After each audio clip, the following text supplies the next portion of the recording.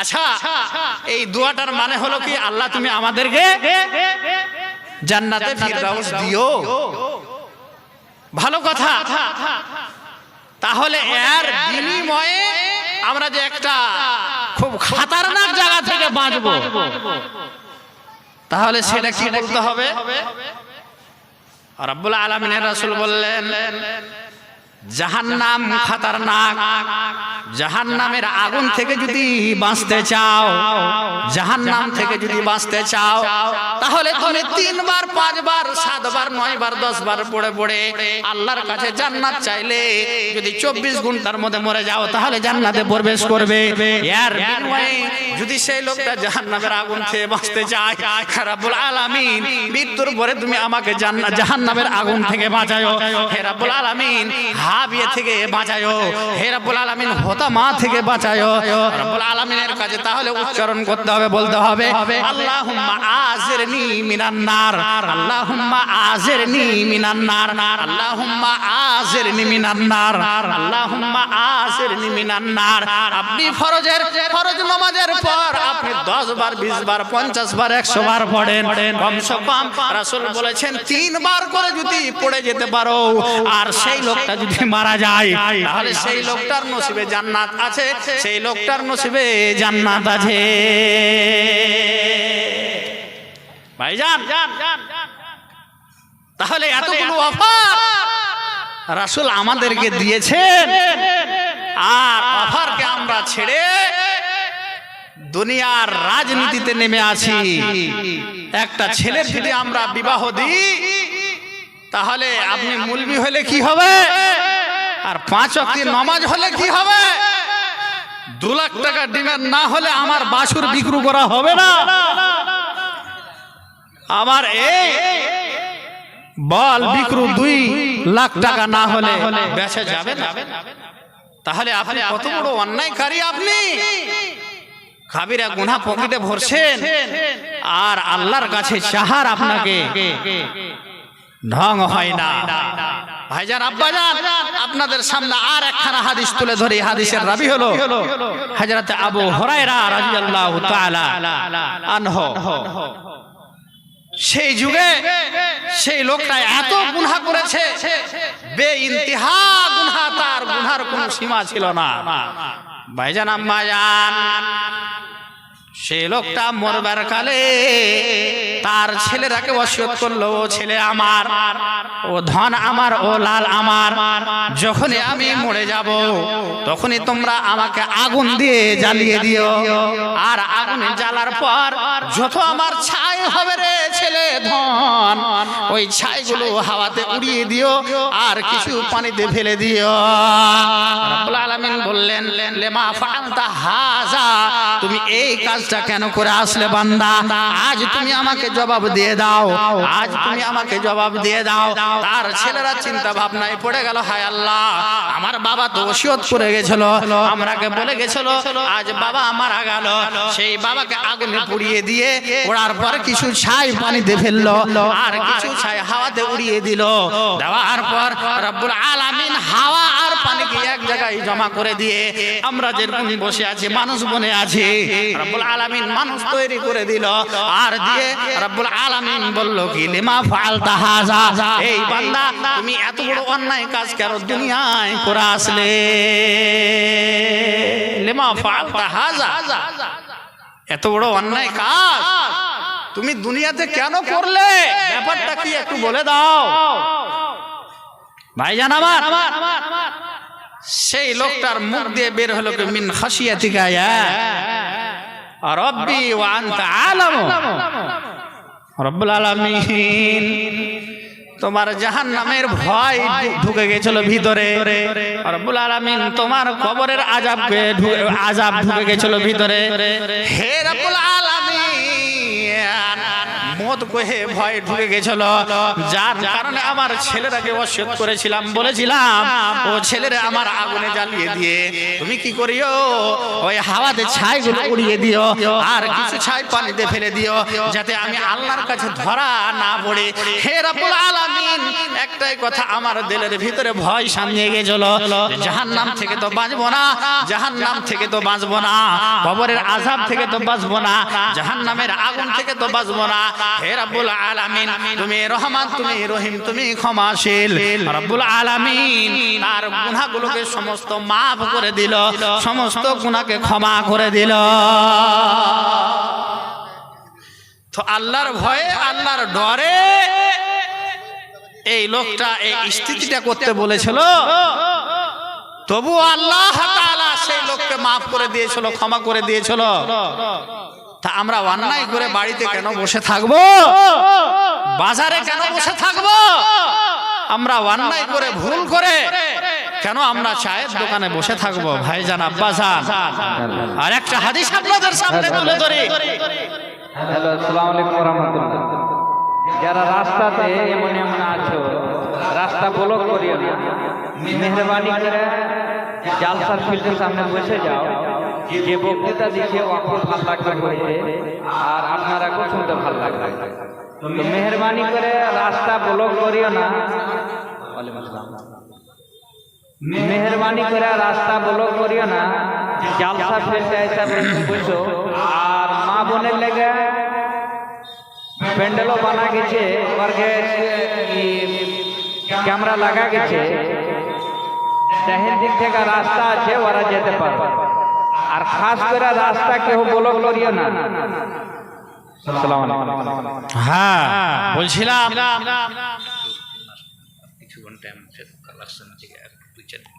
আচ্ছা আচ্ছা, মাশাআল্লাহ, জাযাকুমুল্লাহ। তো নেজামাত সাহেব আপনাদেরকে ইশারা করলো যে যিনারা রাস্তাঘাটে দাঁড়িয়ে আছেন বসে যান। আমার পরে একজন বক্তা আছেন, তারপরে একজন ঝাড়খণ্ড থেকে এসেছেন। যা হোক, আমরা চেষ্টা করব আল্লাহর কাছে রব্বুল আলামিন এই ওয়াজ নসিহতের কথা শুনে আমাদের গুনাহ খাতা মাফ করিও, এটাই আমি আল্লাহর কাছে আশা এবং অভিমান রাখবো যে আপনারা এখান সেখানে দাঁড়িয়ে না থেকে, গল্প গুজব না করে আপনারা স্টেজে এসে বসে যান। তো বলছিলাম যে এই লোকটা বেইন্তেহা গুনহার কোনো সীমা ছিল না, তবু আল্লাহ তাআলা মাফ করেছিল, ক্ষমা করেছিল। আর একটা হাদিস আপনাদের সামনে তুলে ধরে, ওটাও হলো হাদিসের রাবি হযরতে আবু হুরায়রা। ভাইজান, আম্মাজান, সে মেয়েটা জানিয়া মেয়ে, জিনা করে ফেলেছে, ব্যভিচার করে ফেলেছে। সেই লোকটা বাড়ি থেকে বের হয়ে রাস্তায় হাঁটছে, হাঁটতে হাঁটতে হাঁটতে একটা আল্লাহর জীব যেন দেখলেন। সেই জীবটার নাম হলো কি কুকুর। হাদিসে আছে যে কুকুরের গায়ে যদি কাপড় ঢেকে যায় তাহলে নামাজ হবে না, বর্তনে যদি মুখ দিয়ে দেয় তাহলে মাটি দিয়ে 7 বার ধুতে হবে, তবে যে পাক সাফ হবে। তাহলে দেখেন আল্লাহর কি লীলা খেলা, নবী সাহেবের হাদিস। সেই জানিয়া মেয়ে দেখতে পেলেন কুকুরটা রাস্তায় জিভা বের করে দিয়ে হিঁপছে, পানির জন্য চিৎকার করছে, হায় হায় করছে, তাড়াতাড়া করছে, আর কত কষ্ট কাটছে। সেই জানিয়া মেয়ে একটা কুমায় নামলেন, তার একটা কাপড় নিয়ে, আর সেই কুমায় নেমে কাপড়টাকে ভিজালেন পানি দিয়ে, কুমার পানিতে, আর ভিজিয়ে এনে সেই কুমা থেকে উঠার পর জানিয়া মেয়েটা সেই কুকুরটার সামনে এসে, সেই কুকুরের সামনে এসে, মুখের সামনে এসে সেই কাপড়টাকে চিপলেন, আর চিপে ওই আল্লাহর প্রাণী, আল্লাহর জীবকে বাঁচালেন। রব্বুল আলামিন বললেন, ফা শাকারাল্লাহু লাহু ফা গাফারাল্লাহু। ওরে জানিয়া মেয়ে, তোমার কি করলাম, গুনাহ খাতা মাফ করে দিলাম, যাও যাও তুমি এখান থেকে চলে যাও। ভাইজান, আব্বাজান, তাহলে আমরা যদি অন্যায় করে থাকি, গুনাহ করে থাকি, তাহলে আল্লাহর কাছে আমাদেরকে ধাবিত হতে হবে, আল্লাহর দিকে বেড়ে যেতে হবে। অবশ্যই অবশ্যই আল্লাহ তাআলা আমাদেরকে মাফ করবে, আমাদেরকে ক্ষমা করবে। আর দিন আর রাত যদি আমরা মালকে বাড়িয়ে চলে যাই, হায় হায় করে চলে যাই, তাহলে আল্লাহ আপনাকে দাঁড়িয়ে থেকে মাফ করবে না, বাড়িতে বসে থেকে মাফ করবে না, বাজারে চকে বসে থেকে মাফ করবে না, চায়ের দোকানে বসে থেকে মাফ করবে না। দিন আর রাত যদি মোবাইল টিপি আমরা স্ক্রিন টাচওয়ালা, আল্লাহ আপনাকে মাফ করবে না।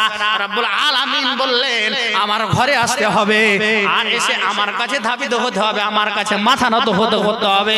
যেরকম আদম নবী আলাইহিস সালাতু ওয়াস সালামের চোখ দিয়ে পানি ঝরেছে, যেরকম ইউনূস নবী আলাইহিস সালাতু ওয়াস সালামের চোখ দিয়ে পানি ঝরেছে, আমাদের শেষ নবী জনাব মুহাম্মদুর রাসূলুল্লাহ সাল্লাল্লাহু আলাইহি ওয়াসাল্লাম কোনদিন অন্যায়ের কাজে যাননি, তবুও রব্বুল আলামিনের কাছে হাজার হাজার বার 100 বার করে তওবা ইস্তেগফার করেছে আল্লাহর কাছে। যদি সেরকম আমরা আল্লাহর কাছে হাত উঠাই, হাত বাড়াই, তাহলে আল্লাহ আমাদেরকে বলেছে খালি হাত আমি ফিরিয়ে দিই না। অবশ্যই অবশ্যই আল্লাহ মাফ করবে, ক্ষমা করবে। ভাইজান আব্বাজান, রব্বুল আলামিনের রাসূল বলেছেন ক্বালা ইযা মাতাল ইনসানু ইনকাতা আনহু আমালুহু ইল্লা মিন সালাসা, মানুষ মরে যাবে, মানুষের কবরে কোনো ধন দৌলত বাড়ি গাড়ি যাবে না, তাহলে কি একটাই জিনিস যাবে, সাদকায়ে জারিয়া।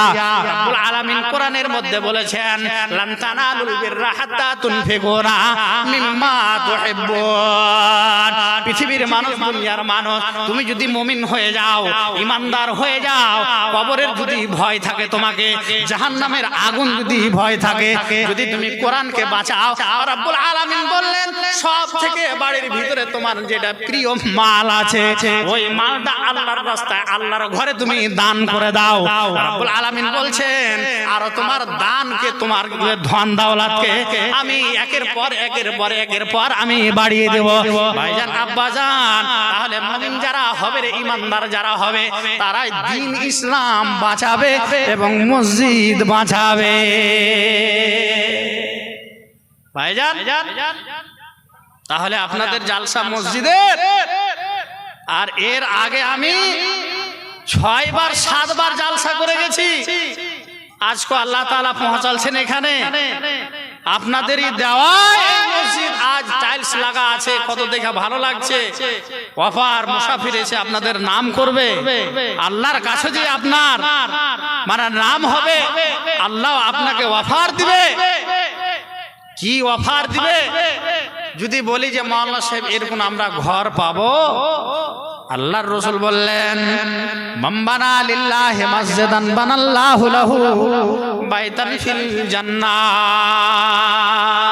আপনি যদি মুমিন হন, ইমানদার হন, আপনি যদি নামাজি হন, রব্বুল আলামিনের রাসূল বললেন ও ছোলাবাদনার মানুষ, তোমরা যদি মসজিদে টাইলস লাগিয়ে যাও, মসজিদের ইট কিনে দিয়ে যাও, মসজিদের সিমেন্ট কিনে দিয়ে যাও, মসজিদের যদি তুমি জানলা খপাট লাগিয়ে যাও, রব্বুল আলামিনের রাসূল বললেন ই কি মসজিদ?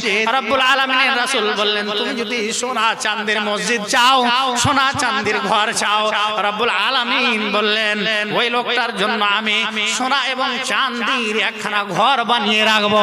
ভাইরে আমার, আব্বা জান আমার, তাহলে আমরা এত বড় অফার কেন আল্লাহর কাছ থেকে ছেড়ে দেব? মসজিদের শোনরে আজান,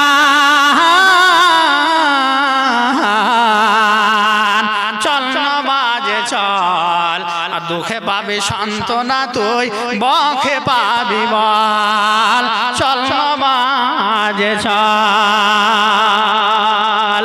মসজিদের শোনরে আজান, চল নামাজে চল, আর দুঃখে পাবি সান্ত্বনা তুই, বখে পাবি বল, চল নামাজে চল। হাজার হাজার বাহানাতে নামাজ করলি কাজা, খাজনা তারে দিলি না রে, দিন দুনিয়ার রাজা রে, দিন দুনিয়ার রাজা। মসজিদের শোন রে আজান, চল নামাজ চল, আর দুঃখে পাবি জি বেনামিতে 500 টাকা দান, মাশাআল্লাহ, জাযাকুমুল্লাহ।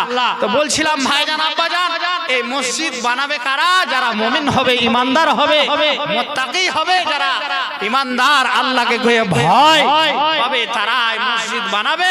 এই জায়গাতে একজন ব্যক্তি আমার সামনে আল্লাহর জমি সাক্ষী দিবে, আল্লাহর সমস্ত এই মাইক হরেন, আল্লাহর এখানে এই টেবিল যে আছে, সমস্ত জিনিস কিয়ামতের দিন সাক্ষী হবে। ভাইজান আব্বাজান, আল্লাহ পাক রব্বুল আলামিন কোরআনের মধ্যে বলেছেন, ইযা যুলজিলাতিল আরশু জিলজালাহা ওয়া আখরাজাতিল আরশু আসকালাহা ওয়া ক্বালাল ইনসানু মালাহা। যেদিন ভূমিকম্প শুরু হয়ে যাবে, জালজালা শুরু হয়ে যাবে, সেই দিন মাশাআল্লাহ, জাযাকুমুল্লাহ, ওয়া আলাইকুমুস সালাম ওয়া রাহমাতুল্লাহ, একজন ব্যক্তি মুজাহিদের মতো হযরত আবু বকর উমরের মতো বলেন, হাত উঠিয়ে, মাওলানা সাহেব আমি 1000 কিংবা 2000 টাকা এই মসজিদকে দান করলাম, আল্লাহর রাস্তায় একজন বেড়ে আসুন, ইনশাআল্লাহ আপনার মালকে আল্লাহ তাআলা আরো বাড়িয়ে দিবে, আপনার বাড়িকে আল্লাহ তাআলা বাড়িয়ে দিবে। ভাইজান আব্বাজান, তাহলে গরিব, দুঃখী, ফকির, মিসকিন সবাইকে আমাদেরকে মসজিদ বানাতে হবে, না হলে মসজিদ আমাদের বনবে না। একের লাঠি 10-এর বোঝা কোনোদিন সামান হবে না। এক এক করে যদি আমরা এখানে যতটি মানুষ আছি, যদি 10 জন, 20 জন, 50 জন, 100, 200, 500, 1000 করে দিই, তাহলে একটা বয়ম ভর্তি হয়ে যাবে, আর আমাদের মসজিদের কাজ শুরু হয়ে যাবে, মসজিদের কাম আমাদের আগে বাড়বে। মুজাহিদের মতো হযরত হানজালা, হযরত আবু বকর, হযরত মুসআব বিন উমরের মতো আজ দ্বীন ইসলামকে বাঁচাবে কে? আজ মসজিদ বাঁচাবে কে? আসুন আল্লাহর রাস্তে আপনারা 1000 টাকা আল্লাহর রাস্তে দিয়ে যান।